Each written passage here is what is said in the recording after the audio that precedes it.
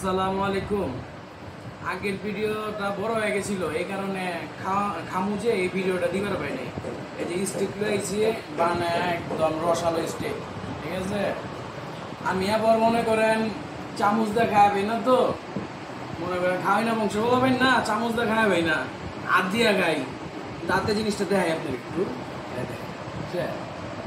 একদম সফট হয়েছে স্টিকটা, একদম সফট। এই স্টিকটা খাই কেমনে জানেন?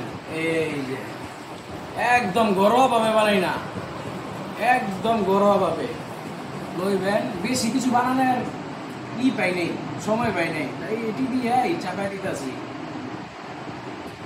একদম। না নরম লাগে, মনে করেন একদম নরম তুতুলা। খাইবেন, আমার নাম লইবেন জ্বালা।